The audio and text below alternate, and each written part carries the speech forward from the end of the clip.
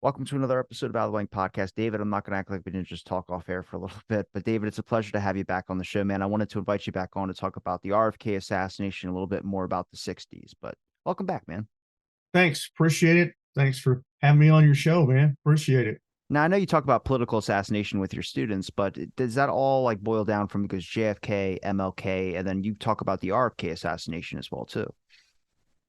That's correct. I mean, the predominant amount of my class room taken up with the JFK assassination, but it's easy to see the parallels in particular. I mean, they just keep coming up over and over again when you start to talk about both the assassination of Martin Luther King and the assassination of Bobby Kennedy. There are a lot of parallels that can't be ignored. And I think the unique thing about the RFK case is that it's still, in essence, a live case because Sirhan, the accused assassin, is still alive, approaching 80 years old, still rotting in jail in California, despite the fact that a parole board made a decision that he should have been paroled. And yet the governor of California, who I think has obvious political ambitions, decided to had the power actually to, which is pretty unique, to override a parole board and deny his parole. And I think the Kennedy family was split on the issue. RFK Jr., obviously running for president, was very much an advocate of seeing Sirhan's release and believed that he is either innocent or part of a greater conspiracy. But some of his family members disagree with that. I think Newsom decided to see which way the wind was blowing and decided it might be more politically expedient to him to deny this parole. So that's where we stand, despite the fact that people over the years have introduced enormous amounts of evidence that at the very least suggests conspiracy and maybe even Sirhan's innocence in this whole affair. What's the political motivations? What's the political motivations for that? What's like the downside or political implications for that? Well, I mean, I think to be fair, I mean, if you, and I say this about any politician, if you do anything that has an appearance of siding with conspiracy, that's going to be a negative thing for a political figure. I mean, if Joe Biden came out today, I've always said Joe Biden came out today and said, "Hey, look, I think there was a conspiracy in the assassination of JFK," he'd get grilled, as a conspiracy nut. Although I've someone I can speak to is very reliable who talked to Biden during the 2008 presidential campaign 15 years ago, where Biden confided to this man that I believe the CIA assassinated Kennedy, but I have more important things right now. I'm just giving you an example that a politician siding on anything on the side of conspiracy is taking a very brave step that's probably not going to help their political career. That's the best way I can describe. I know, maybe but Newsom's thinking there. he spent 50 years already in prison, so I'm just wondering what's the siding with conspiracy on that? I feel like that would be a served time, if anything. Yeah, I mean, he served the time, but it's still the idea, the assassination of RFK should never be let free. I don't know. I can't get into the minds of folks, but, why is Sirhan still dangerous in any way? I mean, maybe paroling might call more attention to the case and bring out more suspicion about what happened in Los Angeles. Maybe that's part of the story. But nonetheless, Sirhan still alive, and I think and still in jail. And I think it's a really difficult case to break down because you have to go into some pretty almost fringe areas. If you're gonna hey, how can you say Sirhan wasn't shoot? I mean, wasn't an assassin. He was right there with the gun. He pulled the trigger. All these shots went off. I mean, how can Sirhan possibly be anything other than the assassin of RFK? And that requires more deeper looks at this thing. As I told you off air, I mean, the one big difference I think between the JFK assassination and the RFK assassination, you had a at the very least, a botched or or manipulated autopsy in the case of the JFK assassination, whereas they took care to find someone they didn't want to hear any controversies. So they got Thomas Noguchi, who was probably the finest autopsy. I think Noguchi's still alive. He's so fine of an autopsy doctor that he put a towel over the RFK's head because he didn't want his emotional attachment or emotions to get Yeah. I in the way mean, of the actual. Noguchi probably was the best or one of the best pathologists in the country, and he stuck to his guns and says, no pun intended, and said that RFK was shot from behind at point blank, obviously with powder burns in the back of his head. All the witnesses in the pantry suggested that Sirhan was always in front of Kennedy and never more than never closer than a few feet away, never in a position where he could have taken that point blank shot. And that creates tremendous problems. Of course, it was very convenient. I think you can say, well, the jury found him guilty. Well, the Sirhan trial by every appearance looks as a much of a railroad job as anything you could possibly see. You can almost say it would.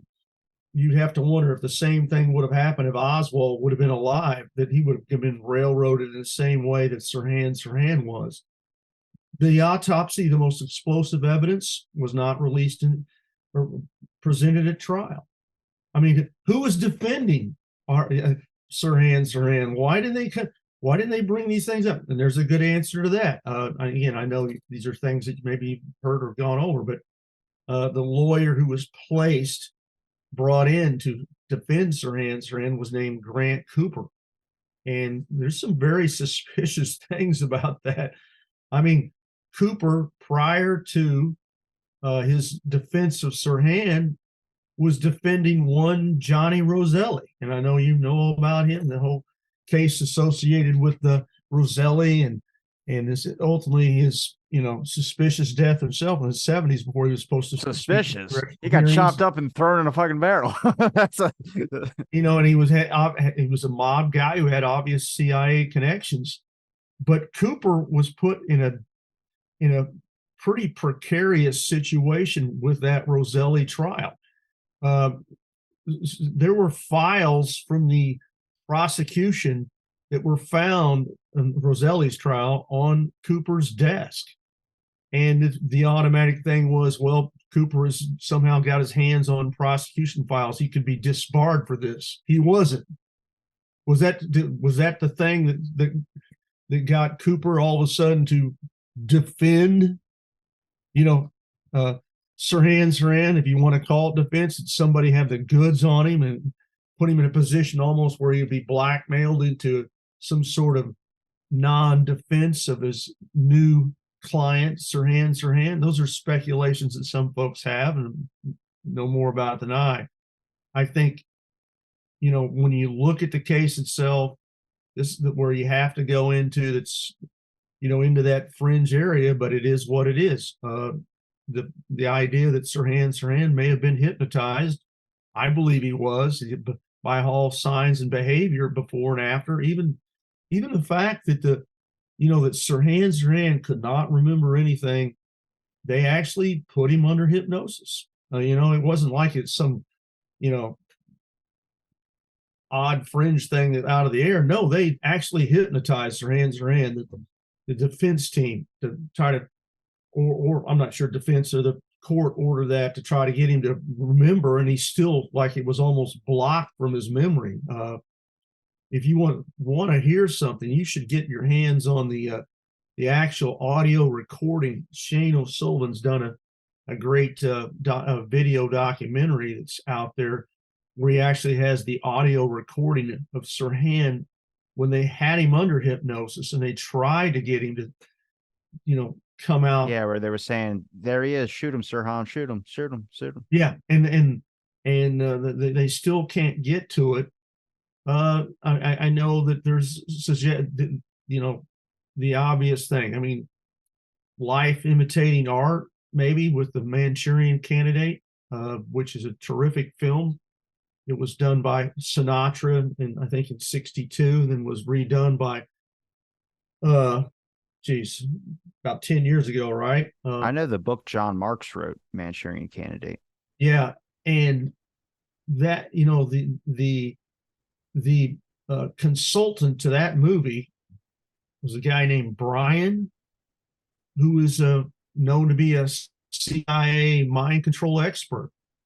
You look at some of the research some folks like Lisa Peace has done, is that Brian was talkative after the assassination. They even bragged to prostitutes that he might have been the guy that hypnotized Sirhan. He was certainly capable of it, which is rather ironic because if Brian was the consultant on the movie Manchurian Candidate in 1962, the producer of the movie Manchurian Candidate was good friends with Bobby Kennedy. Kennedy stayed at his house when he was campaigning out there prior to his assassination. There's some ironies there, but to me it makes sense that Sirhan not necessarily. I think the CIA delved into these things in the 1950s with MK Ultra, Artichoke, where they considered whether or not you could do something like this. I mean, I put more weight into it after learning more about MK Ultra. I think it makes a lot more sense. And then there was one of the obvious signs of mind control was the fact that Sirhan's diary had RFK must die, RFK must die over and over again, hundreds of times, was a sign of automatic writing that someone susceptible to or gone through hypnosis might have done. When they did break hypnosis, when they did try to, speaking of the legal people afterwards, they determined that Sirhan was one of the most susceptible folks to hypnosis that you could find. The guy that was his name escapes me, actually gave him a command to climb up the jail cell like a monkey, and Sirhan did it. So there's a lot of stuff there. Like I think you mentioned prior to that, some folks have some different opinions about that, whether or not Sirhan was shooting live bullets or not. I think you're familiar with that. I tend to think he wasn't. I mean, I know that I tend to think that from what we can determine, witnesses and so on, that Sirhan was probably firing blanks for a couple of reasons. People that saw the shots in the pantry saw bright flashes coming out of the gun, which is indicative of blanks. Plus, it sounded, several witnesses said it sounded more like a cap gun than a real gun. Again, a sign of possible blanks.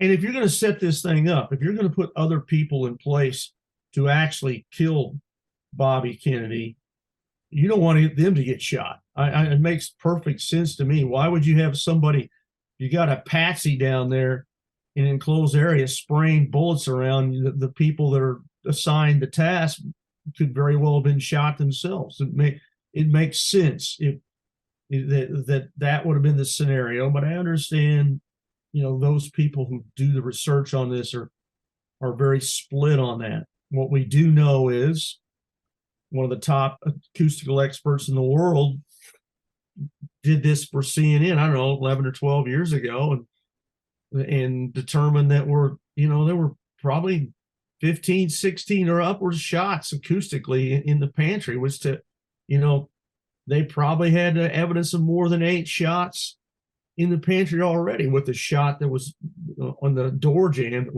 that disappeared with the LAPD. So more shots that were in Sirhan's gun. Was that the magic gun?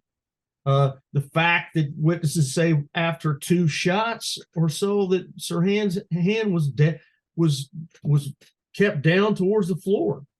So there's basic evidence that people take time to look at, create enormous suspicions. And again, I know you've probably heard a lot of those things, and I think that's why I have some. What are your thoughts on the destruction of documents or destruction of evidence when it comes to the LAPD? Well, I think Because this isn't like JFK with like we could talk about the CIA, we could talk about military industrial complex. I do think it might have been a military industrial complex. It has to be a little bit more than just LAPD. But I think in that case, you have like mysterious figures, you have mobsters. And in this one, I don't see a whole lot of the mobsters or individual rogue elements of the CIA. I just kind of see a patsy, and then you kind of see LAPD's destruction, whether that's them just saying, this is the low nut we need to give Yeah, them. and it If is you a watch the harder trail video, to follow down. I agree, but you have to. Uh, a couple of the CIA guys, the two guys, and their names escape me, Hernandez and I forget the other name.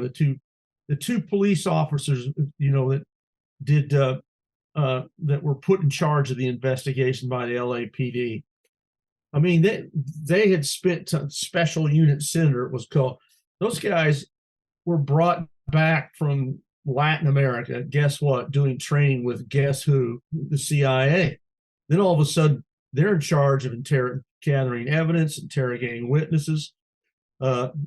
Sandra Serrano, who might have been the most important witness, who saw, a woman along with a someone else running out the door, yelling, "We shot Kennedy! We shot Kennedy!" Well, there's another thing. You can listen to the audio recording of those two police officers breaking down Serrano, telling him, no, you're ruining the Kennedy name, and for God's sakes, you can't say this. And they badgered her until she changed her story.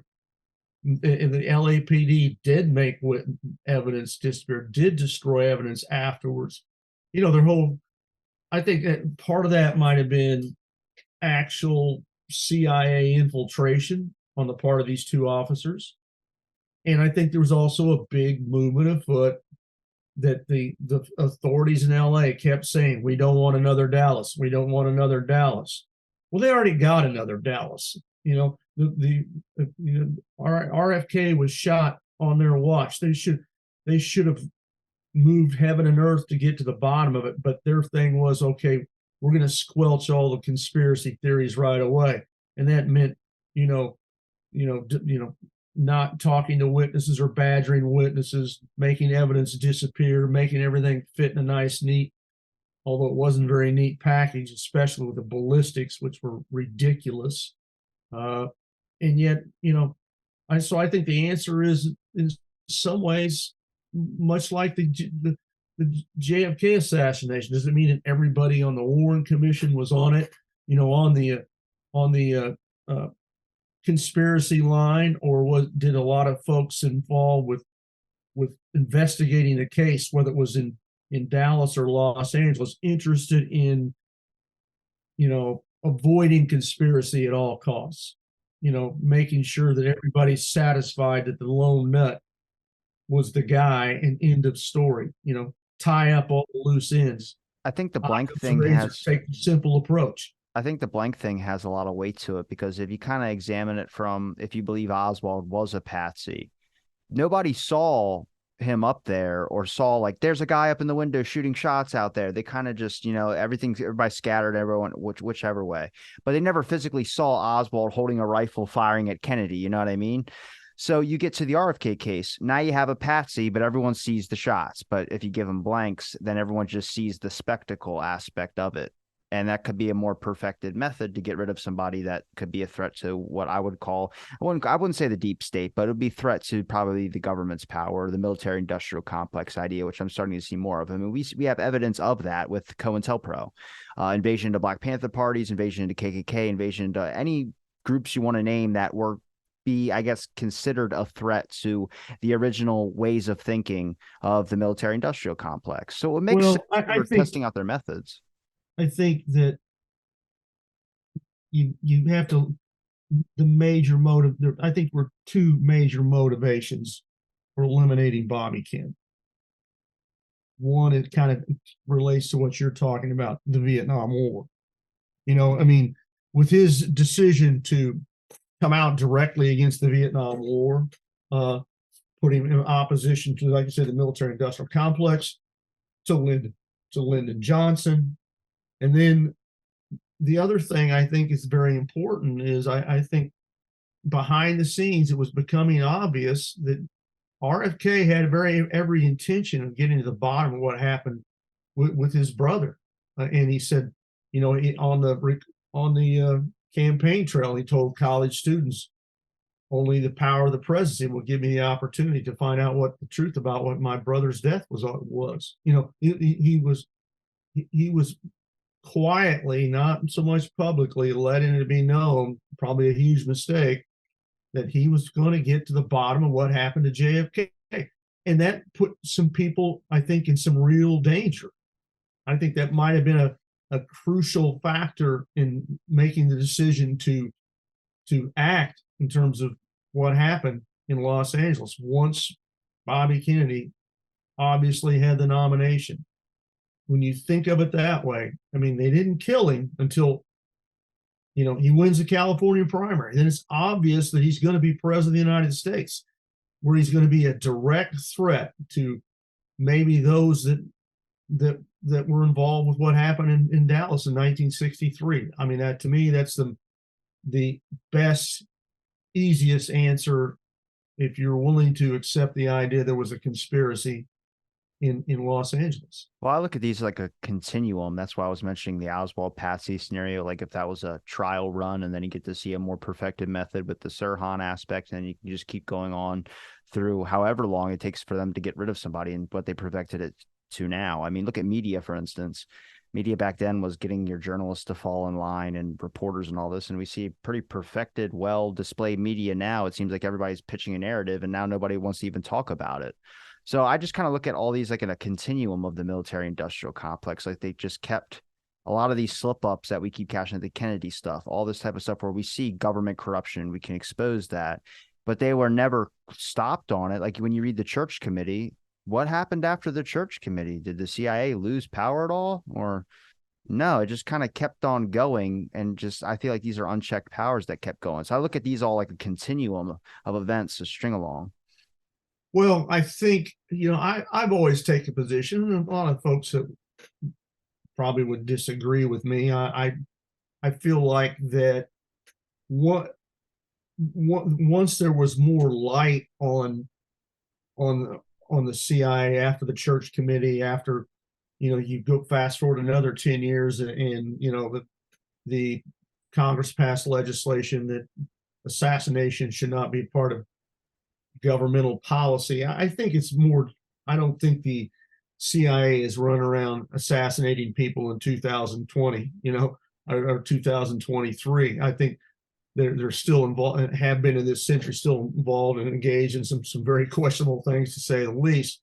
I don't think they have the carte blanche abilities like they did in the 1960s to be completely it's called character assassinations any type now. of scrutiny in that respect, in terms of engaging in political assassinations, even domestic political assassinations, which is it's what we call character assassinations. What's that? It's a character assassination is what it is now. It evolved into a character assassination because look what the times that we're using more technology. I mean, when Robert F. Kennedy Jr.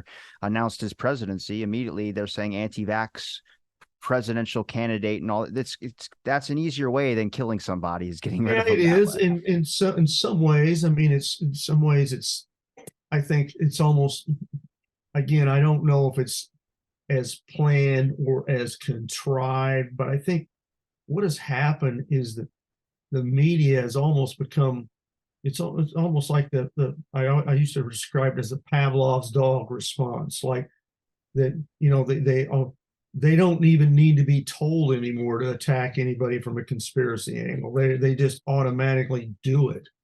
In the 1980s, or late 80s, early 90s, actually, a huge scandal occurred with a guy by the name of Gary Webb. I'm sure you're familiar with that name. Webb was a guy who exposed the fact that the CIA was, through a court case in California, was involved in, funneling crack cocaine onto the streets of the United States in order to fund Iran-Contra, missions in Latin America. And ultimately, Webb started publishing his stories on the internet and got huge following. And there was just this automatic, through the San Jose Mercury News, But then all of a sudden, there's this huge backlash from the big media outlets, the LA Times, New York Times, Washington Post. They all went after, why are you guys publishing these stories? And I'm not sure the CIA even needed to tell those people to do it. It's just like an automatic response. It was ironic that when the CIA was forced to review what happened with the whole thing with the Iran Contra and potential drug running and crack and all that, they actually did a report which kind of admitted they were connected to these people years later, and nobody paid attention. The same newspapers that castigated Webb and the San Jose Mercury News for reporting this story, you didn't see them writing any apologies about they didn't get it right, that Webb probably had it right. No, it's an automatic response by the media these days. I think that they're going to go, at least much of the media, they're going to go after or be very suspicious of anyone that implies anything conspiratorial about anything. It's a dirty word. They feel like they're compelled to have to go after it, not bothering to take a look. Well, maybe there are facts of conspiracy here that we need to look at. It's not just fantasy. So that's my opinion. I don't know if the CIA has to motivate the media these days. That's what I'm telling you. I think it's an automatic response. I think the relationship conspiracy side. I think the relationship has grown for a long time. And I think at this point now, it's like you're saying, how they don't even have to say anything. It just kind of happens. They're pretty connected at the hip, which sucks because, I mean, looking more deeper into the 60s and 70s, I've been really obsessed with the counterculture movement, so much that was going on at the times. But the RFK case, I find a lot more people that would have said that there isn't a conspiracy in the JF case. They would say that there's conspiracy in the RF case.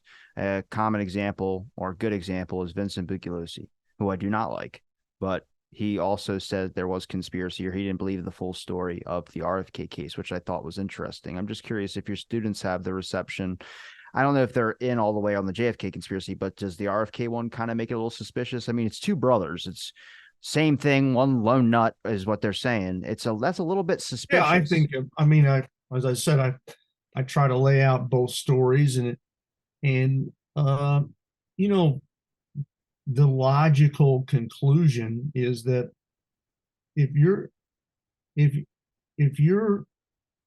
at that point where you believe something sinister happened in Dallas, and then 5 years later, his brother, who's in the same position, who may well have been in a position to expose those things, if you can't see the connection and the potential, it's almost, if you're open-minded, logically, and again, I always say college students are probably more impressionable, more open-minded than folks older than them.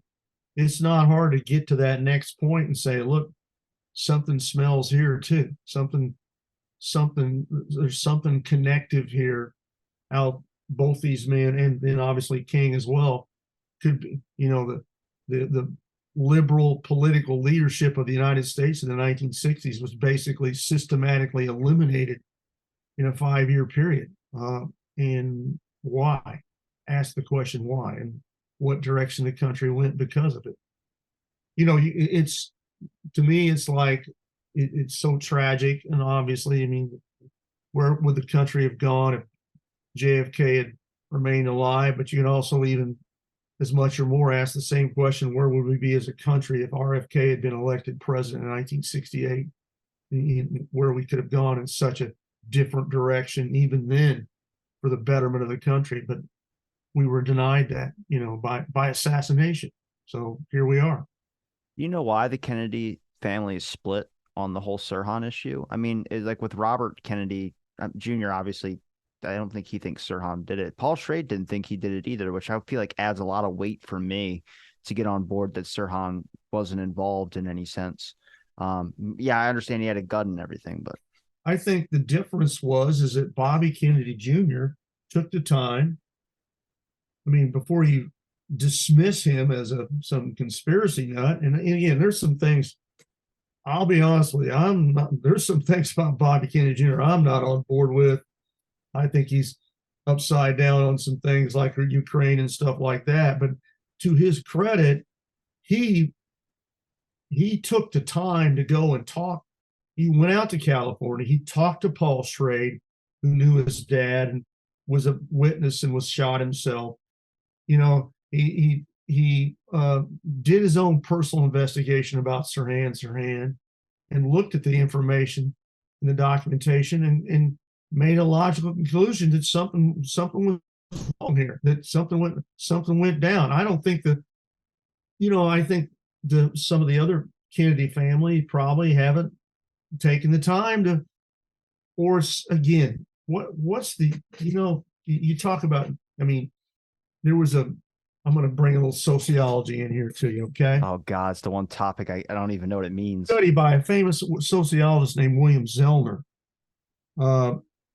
It was about autopsy, and it was about the idea that Americans, though we weren't aware of it, were actually killing themselves, committing suicide with their cars, with auto fatalities.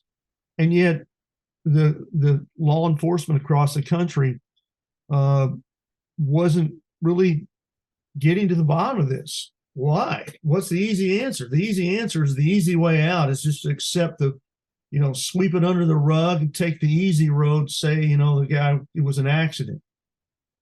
Or do you actually dig in and investigate something and open your mind up to it? I would say, the reason why I brought that analogy up, I would say the Kennedy family, much of them probably are just taking the easy way out, that, let's just accept the official findings and leave it at that, and not get too deep into the controversy, 50 years down the road or 60 years down the road in the case of JFK's death. And I also think politics played a huge role. There's so many members of the Kennedy family that are politically involved, engaged still. And again, there's that same problem. If you want to be involved in politics, you need to be detached from anything associated with conspiracy. So I think those are your answers about why at least some of the Kennedy family has been very resistant towards any notion of conspiracy associated with the death of JFK, RFK, but not so much with Bobby Kennedy Jr., who's been much more open-minded about it. So, do you have anything about the RFK case that you just won't touch, that you feel like is just like what I would call the red herring in the case? Like the Tippit scenario is kind of a red herring in the JFK case because it'll get you lost on so many aspects of things. But some people consider it really important. I really, again, like where the hell did the shots come from? Was it the guy behind him? Because they had and the tie they clipped out on the magazine on the ground in the cover photo for Time magazine with Bobby Kennedy laying there. I did not know was another person's tie. And I guess it makes sense if you look at the photo. I think you might be able to see Robert Kennedy's tie, but Caesar's tie. That's falling backwards and you grab the tie. Was it that guy? That's who I think it was. Well, I think, why did he go to the Philippines to die? He said to get away from conspiracy. I said bullshit. I would say you take the strongest case as to who actually, took the fatal shot on RFK to be Thane Eugene Caesar, who, as you said, there's just so many things there about him. Again, you talked about the military industrial complex. Well, that guy worked, I believe, for Howard Hughes prior to. No shit. What's that now? I said no shit. That's crazy. Yeah. I didn't know that. Yeah. I mean, he was a security guard for the folks connected to Howard Hughes, and he had right-wing leanings. He's hired at the last minute. His gun conveniently disappears after, it was never examined ballistically. A lot of controversy about the gun. There was some that said they thought it saw him shooting. He definitely even admitted himself he pulled his gun. He said he was pulling his gun because there were shots fired. But he was obviously if in fact you were running an honest investigation, if this wasn't so politically motivated, if the folks out in California, the legal folks out there were really interested in justice, the moment they had an autopsy that suggests that he was shot from point blank from behind, you start looking who was point blank from behind, and the answer is pretty obviously Thane Eugene Caesar. Why did he conveniently leave the country and live the rest of his life in the Philippines, man? I mean, it's pretty easy to fill in the blanks there, isn't it? I mean, to me, is it possible somebody else was shooting? I think so. Again, are you going, apply the reasoning I apply for my students in Dallas? If you're going to shoot the president in Dallas, Texas, or you're going to shoot a presidential candidate at the Ambassador Hotel in Los Angeles, you better shoot him. You better make sure you don't have one person down there. You better have multiple shooters. You better make sure you get the job done. So that makes me think that the Sirhan, the program patsy who couldn't remember anything and was susceptible to mind control, in front, gets everybody's attention, and then shooters from another direction make sure the job gets done. I think, to me, that's the obvious thing about what happened in Los Angeles. I don't think I'm as certain about the power behind it, but I think it's easy to speculate, as you said, folks that that had the motive to make sure Kennedy would never be president of the United States. Has there been other political assassinations that are of that scale when it comes to, I know Reagan was fired at, but MLK died, Malcolm X, RFK, JFK. Are there parallels with them all? I'm not saying the Reagan one, but parallels with obviously MLK, RFK, JFK. But then you left out George Wallace. I mean, Wallace is another guy. It just all seems so convenient that these lone assassins always made their appearance to eliminate folks that were problems politically for whomever that was in power. That's what I'm saying. We haven't had a whole lot of lone assassins come out now and start doing that whole entire thing. And we haven't had them. I don't think I've seen any in the 90s or any in the late 80s. Yeah. You have to question the Lennon assassination. These lone nuts that make their appearance. John Lennon, who I'm not saying this is the motivation, but I do know this, that Lennon was a guy that was very outspoken about the JFK assassination himself before he was assassinated. And the doorman was at the Bay of Pigs. I mean, these folks George Wallace was in 1972 was a potential threat, as a third party candidate to pull votes away from Richard Nixon. Then all of a sudden, he's shot on the campaign trail by Arthur Bremer, who had weird connections. I mean, I don't know. I mean, what do you think about Hale Boggs? Well, I mean, Boggs did die under suspicious circumstances. And of course, he's another guy that came out publicly, though he was on the Warren Commission, basically said he didn't believe it. He wanted an alternative opinion on what happened in the Warren Commission, and he wasn't allowed that. And again, ways to eliminate folks is has been apparent, in our in the 1960s, 1970s, how far do we go here? Is the possibility of political assassination as a tool to eliminate opposition.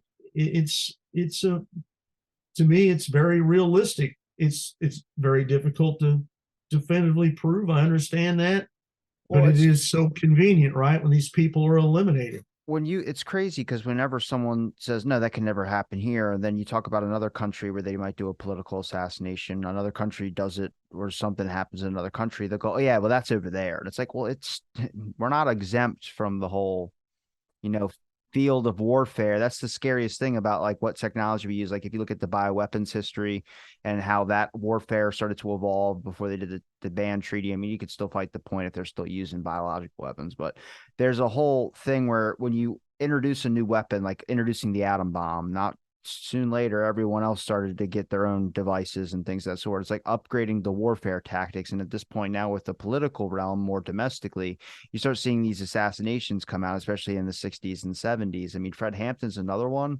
I would put up there. I don't think he was necessarily a threat to the military industrial complex, but he was definitely a threat to the FBI.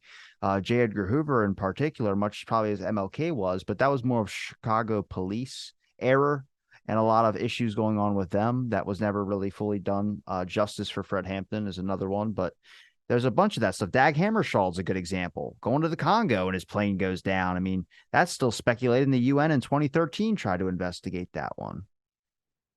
Yeah, it's again, it's some of those things that I know less of or more of, in terms of my own personal knowledge, but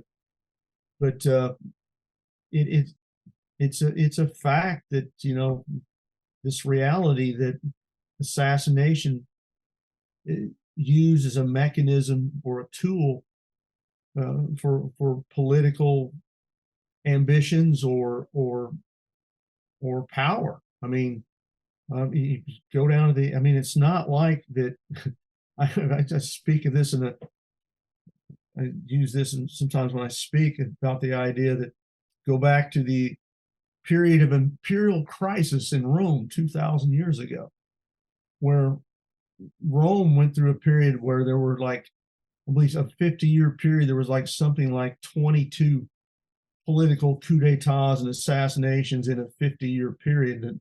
That over those 50 years, no one left the power as head of state peacefully. I mean, so it's not like that assassination and coup d'etats and plots haven't been there throughout history. It's not like all of a sudden in the 20th century or the 21st century that, hey, we've evolved beyond that now. I mean, no, I mean, it's a lot of, obviously a lot of discussion about when you look at Putin and Russia and how he has conveniently made all his political opponents disappear. They talk about, if you're an opponent of Putin, you better not ever be having an apartment on the second floor of a building, right?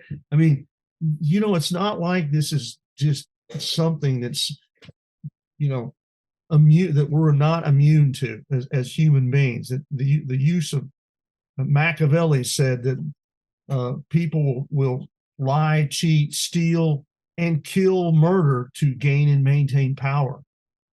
And that was maybe 500 years ago. But I ask you the question: have things really ever changed? Maybe not. Maybe Machiavelli, as cynical as he was, had an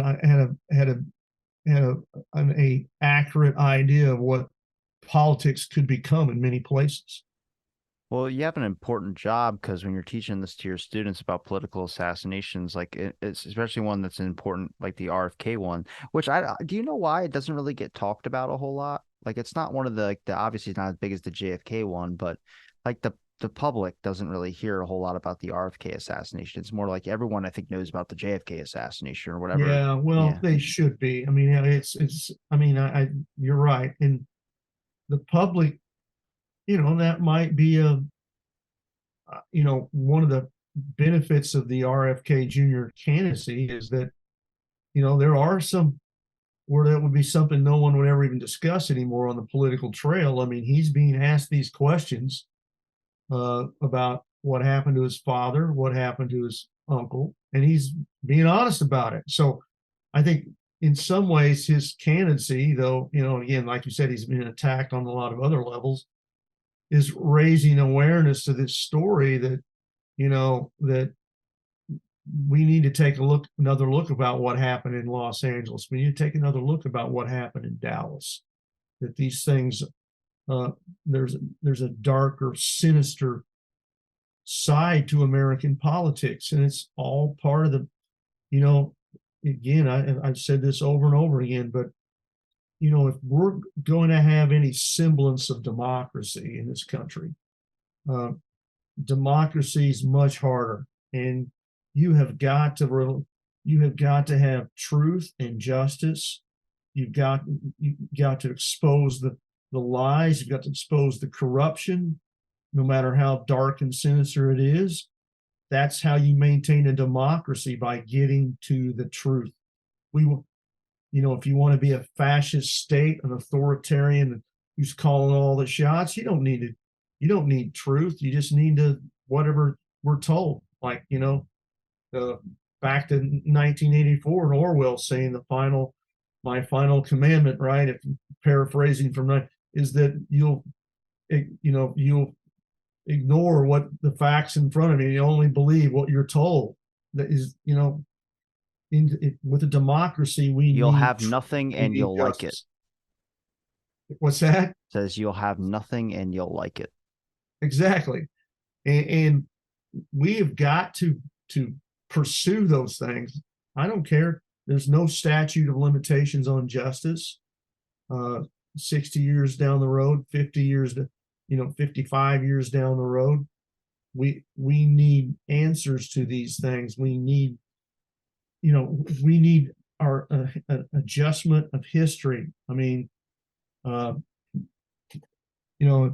great quote by H.L. Mencken said that injustice is relatively easy to bear. What stings is justice. It will sting if we get to the point where we say, look, we have to be honest with folks here. Something happened in Los Angeles. This was a political assassination, or in Dallas.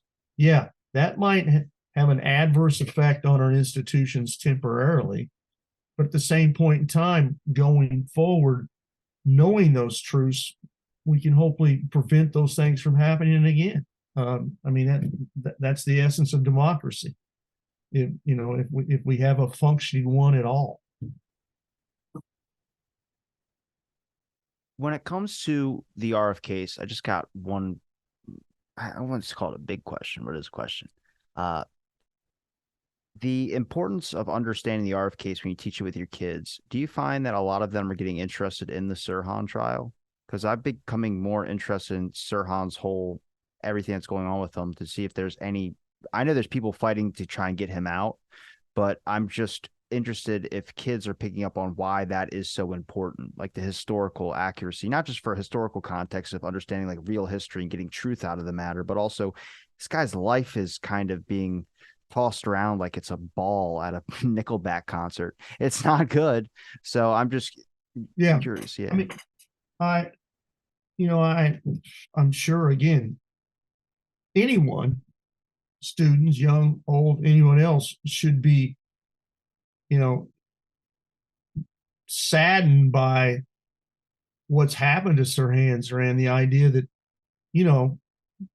what's my favorite movie? I always tell everybody in class, Shawshank Redemption. You've seen the movie Shawshank, where a guy spends much of his life in jail for for a murder of his wife, which he didn't do. And the end of the movie is he finds his way out of that. But here's an example where injustice has been permanently applied to Sirhan. Who wants to see an innocent man rot in jail his entire life? I mean, that's a story that everyone should feel, but too often times, like I said, this rush to judgment, we can't, how could you possibly let someone go free that assassinated RFK?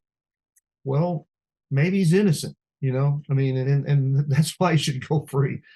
But, here we are, Do you find that when you do the conferences that more people are interested? They're not just specifically JFK, they're MLK and all that as well too, right? So do you have a lot of people that are interested in the RFK one as well, and just because they might be interested in the JFK one? I think my grandmom got interested in the RFK assassination specifically because it was so weird with the JFK assassination.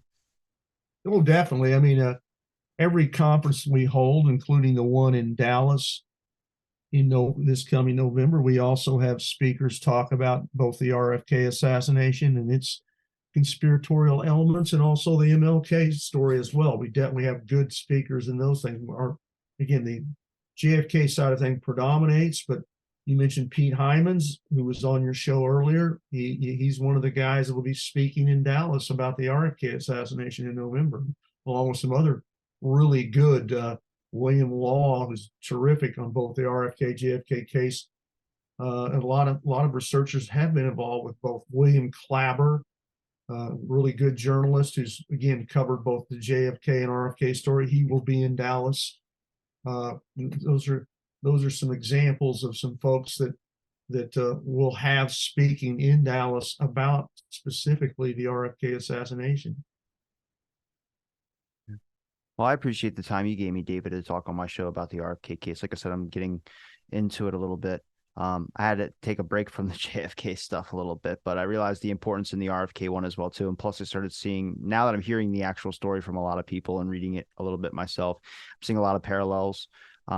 The difference obviously was the autopsy, like you mentioned as well too, which I think is like hard to dismiss any evidence that comes from someone that they went and got a respected person to do. But I haven't really seen any lone nuts or anybody that's fighting that there wasn't a conspiracy in the RFK case yet. But like I said, I'm still just diving into it, so I'll probably come across it at some point. But oh yeah, you probably, there's probably not as much resistance to it like you see it. Man, they're all over the place with the JFK thing, but probably because it's not as, if it was scrutinized more, those people, I guarantee you, they would come out of the woodwork to be the counterweight, right? They would be there if they felt like they needed to be there. But where can people find your links, David? Again, information, and again, upcoming conference in Dallas is being spoken of there. But if you go to jfkhistorical.com, or if you just put in on Google JFK Historical Group, it'll take you right to our website, all the information about stuff that's coming up. We welcome people to look at that. Encourage people to come to our conference in November in Dallas for the 60th anniversary. It's going to be an incredible event, and not just focusing, again, as you said, on Dallas and what happened to JFK, but we'll also have, as I mentioned, great speakers on the MLK and RFK assassinations if folks are particularly interested about that as well. Okay. Did this is one last question, but the JFK stuff, the documents that they said they're not going to release anymore. Did you see that with the Biden, the White House? What are your thoughts on that? I'm disappointed. I think that's not. I mean, they have released a couple thousand more. My intention is to go through them one more time, and here probably the next month or two. I've been so busy working on developing the conference we're having. I'd like to go and see if there's anything that slipped through the cracks. It's pretty obvious there's a number of documents, some of the most sensitive documents that are still being withheld on folks like George Joanides, the CIA guy that Jefferson Morley's been trying to get free. A guy, Gordon McClendon out of Texas, is a very important connective piece between the CIA and Texas. So there's still things there that are very important we haven't got a chance to see. I think the Biden administration probably looking at more from a clerical standpoint about it. They've been maybe told by the Art National Archives, there's too much trouble here. We can't get these things. I don't know what's going on behind the scenes. Is there some pressure from the national security apparatus? Probably, but I know there's some good people that are involved in that have a very good legal standing to challenge that ruling, because that law specifically, the Congress passed a law that they haven't overturned that said all that stuff has got to be released unless it's some justifiable reason. So we'll see how this is handled in court. I'm still hopeful we can still do something, but it is saddening though, isn't it? Yeah, especially the people that thought like, oh, next year they're going to have all the documents finally released, and those people are no longer with us, and now they're just saying, oh, we don't have to give these to you. I'm like, you could have said that in the beginning and saved everybody the 60 years of just constantly waiting and waiting and waiting, thinking that you're going to do it. And I don't know, just it's not right. Obviously, I came out at the end. I've only been in the JFK assassination for a year, but my heart goes out to the people that are no longer with us that were waiting for those. But exactly, the clock's running. In some cases, running out, right? Yeah. But I appreciate the time, David, and thanks everybody for listening to this episode of Out of the Blank podcast. And stay tuned for our next.